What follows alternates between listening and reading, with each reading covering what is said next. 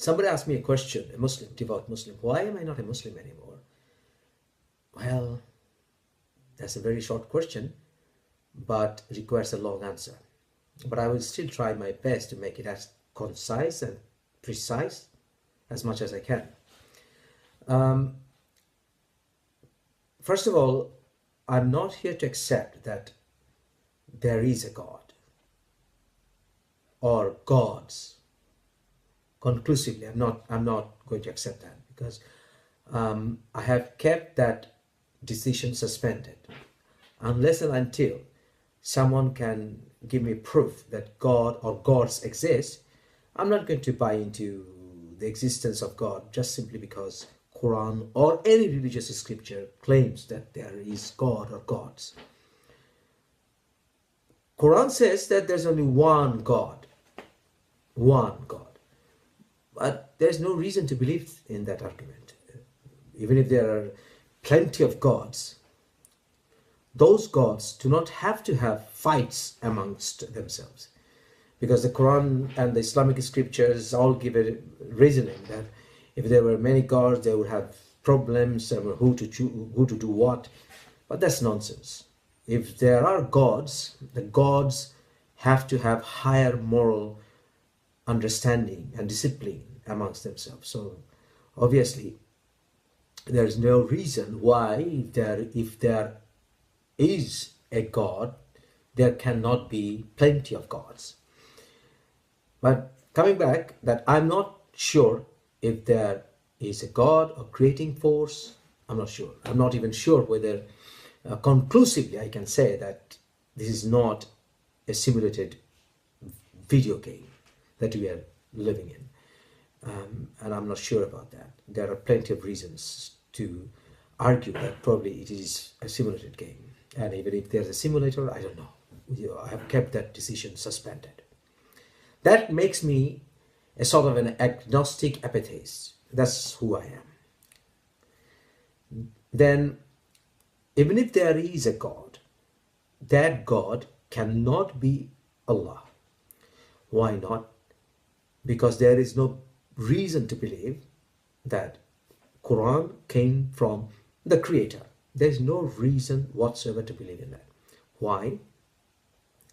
Because I have seen that in life I get peace if I do not follow the Islamic instructions as prescribed in the Quran. So if I follow the Islamic instructions in the Quran, that makes me believe that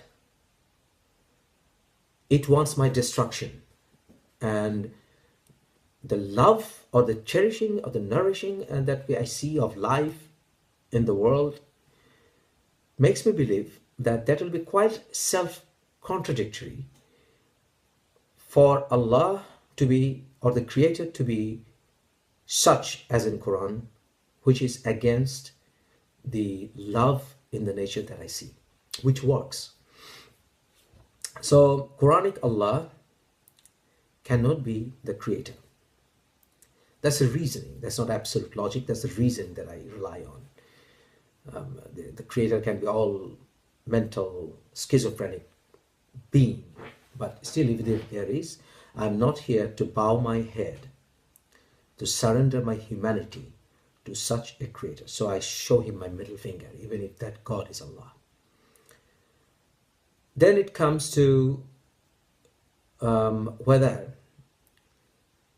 I believe in Quran to be the ultimate truth. No, there is no reason to believe in Quran to be the ultimate truth, because I have plenty of reasons to believe from the verses in the Quran and from the hadiths and from the Sirah that Muhammad concocted the verses in the Quran as time suited him, suited his needs.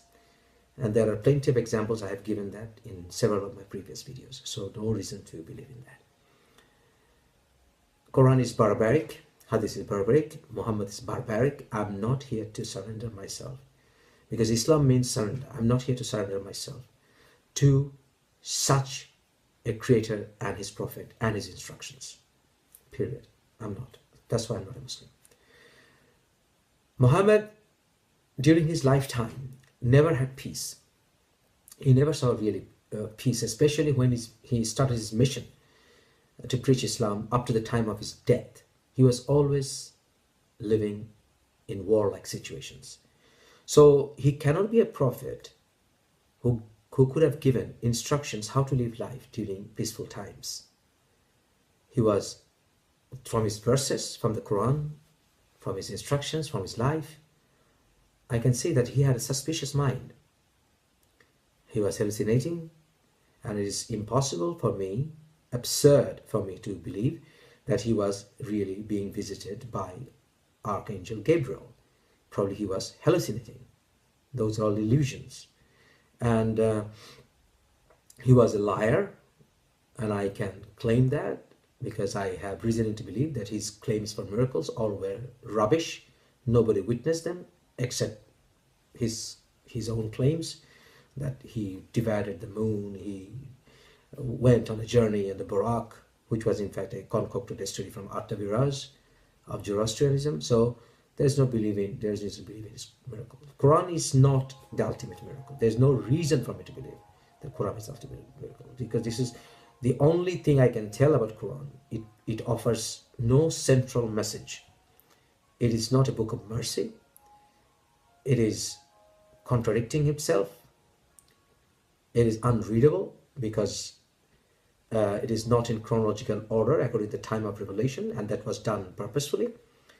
And that makes me believe that treachery was engaged in not only compiling but also in writing Quran.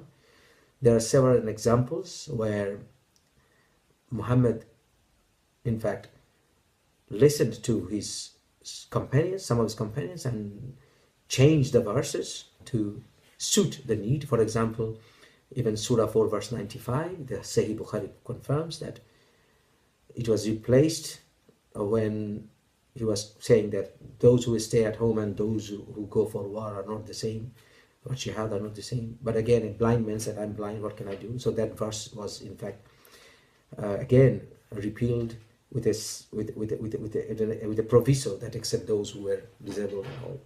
So these all make me believe that Muhammad was really concocting the verses to have his material gains fulfilled. He was a treacherous man, and he claimed that he had contacts from the divine simply to have a control of the place where he was born. For example, his ultimate target was to control Mecca and eventually to spread his power. And that's why he in fact was planning and did start attacking the Byzantine powers. And soon after Muhammad's death, his closest companions continued that mission. So it was mainly a political theocracy rather than a religion by any means. Muhammad also concocted Quran, taking from several other scriptures of that time from other religions, and all the so-called scientific claims in the Quran were borrowed from other civilizations, and they're also full of nonsense at times, baseless at times, rubbish. Quran is filthy, dirty, against human civility. It justifies raping of war captives, making women war booties, and there are even surahs, for example Surah Anfal, which in fact instigates men to go to war, being enticed by material greed like war booties, women. And Muhammad's personal life makes me believe that he was a sexual pervert. He married more than 4 times and brought in verses to justify that, and again restricted himself. We can read that from Surah 33 verse 50 to 52. And then he was a very jealous man, He stopped his wives from getting married again through Quranic verses. Surah 33 verse 50 to 53, you have to read that. Then Muhammad stopped his own son-in-law from getting married more than once, to make sure that his own daughter Fatima is not jealous of other wives of his wife, of her husband. And then Quran, in fact, is a book which insults all other deities, all other beliefs. Although at times it says that we should not insult the deities, but it does throughout. It mocks, ridicules, insults the Trinity even. And its understanding of Trinity is even flawed. It doesn't differentiate between the believer of a religion and the religion itself. So, on the contrary, Jesus said, love thy enemy. So there's a difference between hating the ideology and the follower of the ideology. I believe, for example, you don't have to love a religion to love the follower of the religion. But Quran doesn't differentiate between that. And again, it is full of hate, and it considers all other non-Muslims to be worse creatures. And I have given you plenty of verses to confirm that. It believes that subduing by force is the ultimate target, and that will confirm the dominance of Allah. Whereas that shouldn't be the case. That shouldn't be the case, because even if you have subdued somebody by force, that doesn't mean that you have won his heart. So the ultimate purpose for any spiritual man should be to win someone's heart. But there is nothing for me to suggest that that is the primary purpose of the Quran or of Muhammad himself by any means. Muhammad was not a good man towards his wives. He was even playing dirty with his wives, because he even tricked one of his wives to visit her father when he was in fact planning to have sex with one of his sexual sex slaves. Muhammad had sex slaves, so that is against morality. Soon after Muhammad's death, his caliphs had started showing who they really were. One of the men who is known as the Sword of Allah, in fact, carried out the same sort of atrocity that Muhammad carried out against Safiya, Javera, Raihana, and simply copied how Muhammad in fact raped Safiya. And quite the same way, the Sword of Allah, Khalid bin Walid, who is revered in Islam, raped Layla and killed her husband. Muhammad's closest companions, the Sahabas, when they had infights about the power, they forgot that they were brothers in faith and sisters in faith. Even Muhammad's wife, Aisha, took up arms against Muhammad's other son-in-law, Ali, and they had wars, they had battles. Now Muslims want to tell me, especially Sunni Muslims, that who form 90% of the Muslims, that they are all to be revered, when they had fights amongst themselves. The fifth caliph had poisoned Muhammad's beloved grandson, one of the beloved grandsons, and the other grandson was beheaded by the sixth caliph. And Muslims killed Muslims. Three of the caliphs, the closest ones, were killed, murdered. And I have all reasons to believe that even Abu Bakr, in fact, eventually died from poisoning.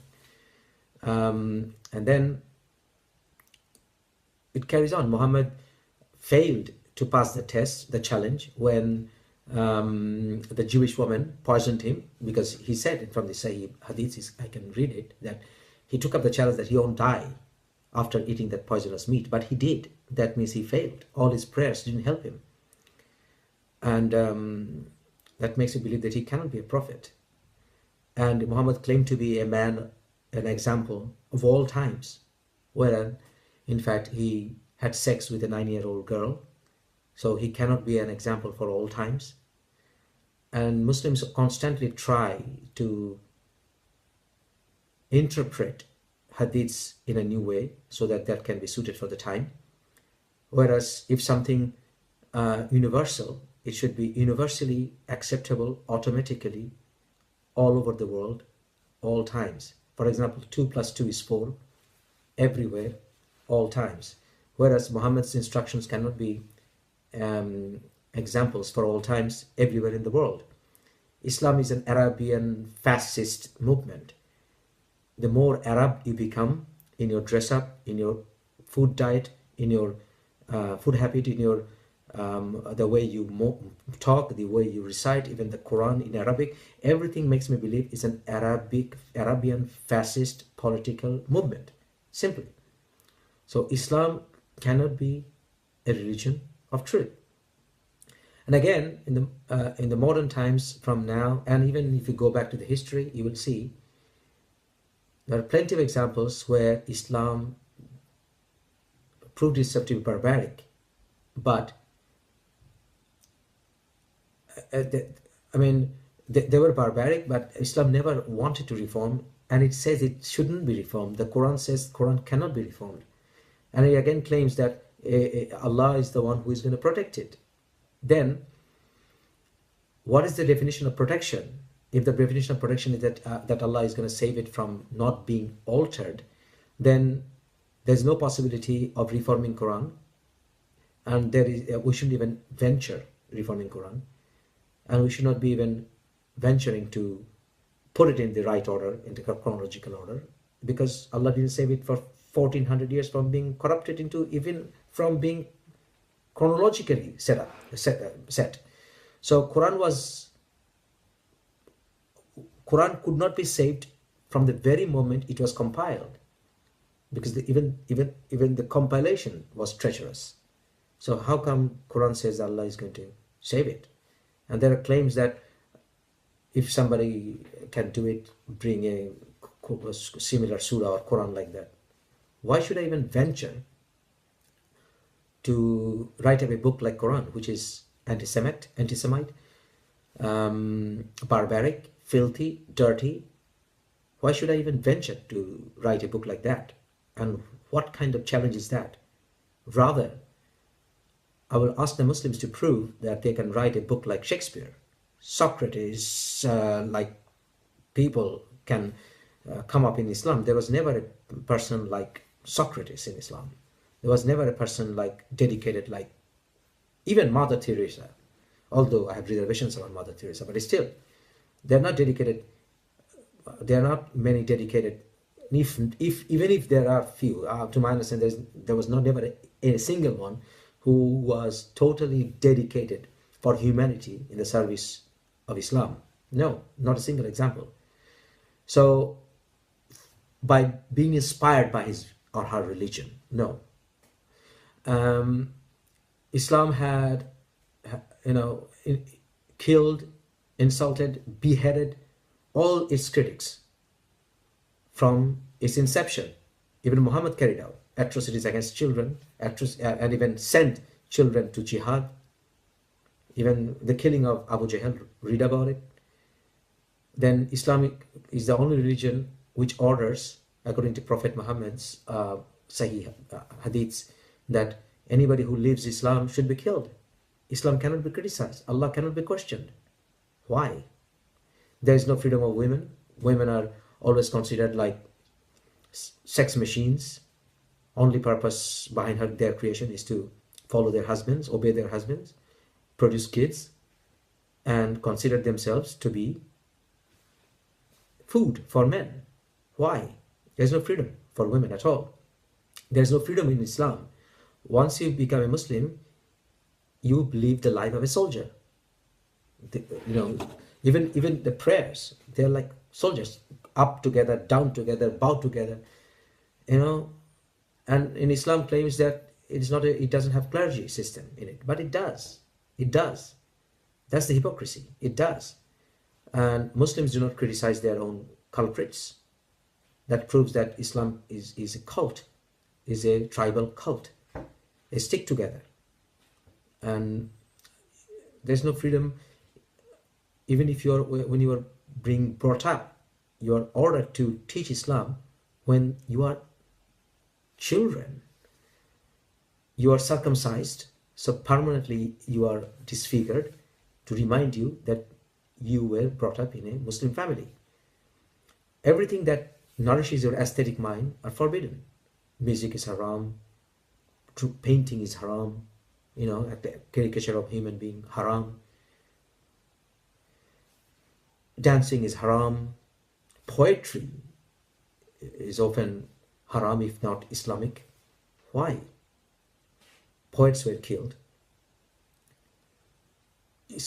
You're ordered to read Quran, which is barbaric, even at the child from your childhood.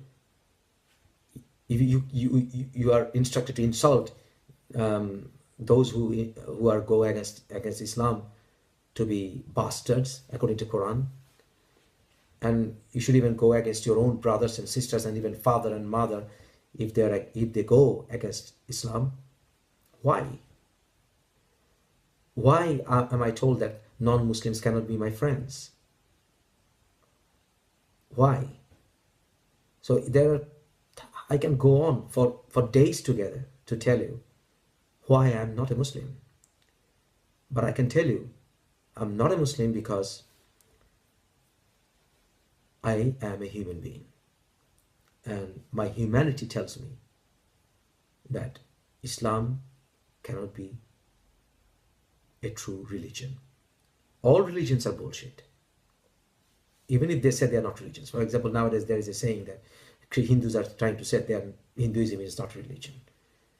Even Christians, some of the Christians have started saying Christianity is not a religion. Even Muslims are saying Islam is a deen, it's not a religion. Buddhists are saying they're religion. By the end of the day, I can tell you that all these are, in a way, bearer of communal identities, at least for sure, that's for sure, and something to do with divinity or your spirituality, so-called. So these kind of organized religions all are bullshit, because it pushes you to hang on to age-old nonsense. And how come none of the present-day people can successfully claim to be divine or son of God or prophet of God or Prabhu or even Hindu Lord? Why not?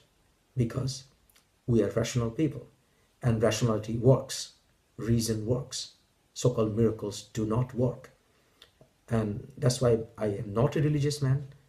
And of course, it's an insult to even ask me to be religious, because I'm not going to surrender my reasonable mind in exchange of blind belief and fairy tales. Simple, period. Anyway, I intend to make a series of this video, but I think for the time being this should be enough.